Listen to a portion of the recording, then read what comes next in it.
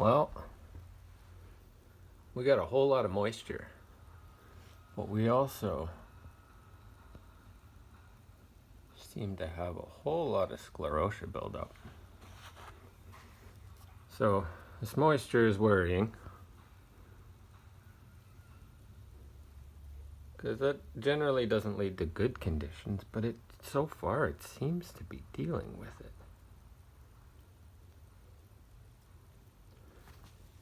So I think that really stems from having too much moisture here. I didn't really moisturize this beyond, the bit to get the pellets to expand. But I think I got too much moisture here, plus all that wants to rise, especially with the daytime fluctuations. I've got this close to a window, not in front or in the window, but it's able to get daylight and nighttime. So, but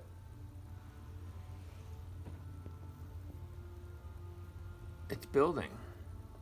Not where we want it though. Building all over the outside of the top jar.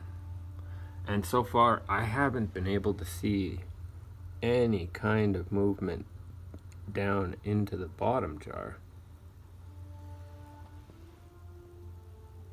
I did take out, once I saw this starting to happen, I pulled out 2 of the cotton balls and just used some micropore tape.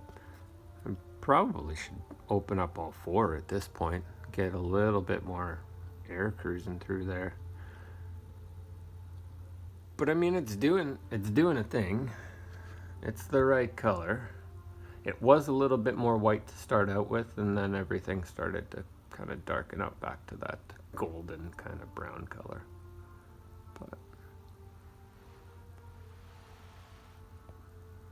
interesting progress so far. I'm gonna have to think about more ideas short of, mixing tubs and that kind of thing, but I kind of want to see it ant farm style, just kind of move into somewhere else and build up some sclerotia, but I don't think that's happening. I think it's going to build it where it was inoculated, where it's built up its network. And one of the interesting things so far is that little circled off section, the 2 little bits. It's gonna be hard to see in this light, I guess. But the 2 little bits that were there after all the grain fell, because we have this gap up at the top now. So after the grain fell, those didn't do anything else. So it's almost like the network that was connected to these sclerotias now dropped, isn't connected there anymore, and those just stalled out. But now we have all this other stuff cruising up all along the top of the jar.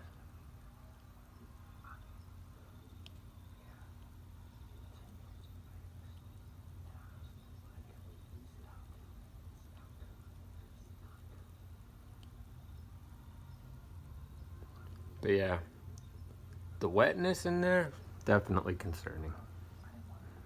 We'll keep trying. We'll keep playing around. I've got 4 more of these jars ready to go. So yeah, I gotta think of some ideas and test them out. Maybe we'll try it the other way around, except then you've got an air gap of, a little bit of an air gap for it to try and climb up through. Probably still gonna do it, climbs up the jar fine, so maybe the other way around would potentially work a little better and keep the moisture in here rather than here.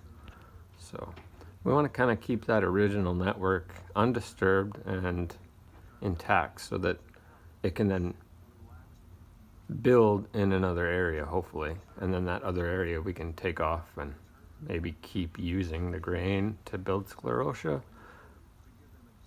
That would be convenient. And if anything, I just kind of want to be able to see and study it without bags and all that stuff. You pick up a bag and you've already disturbed it. So we'll see what happens.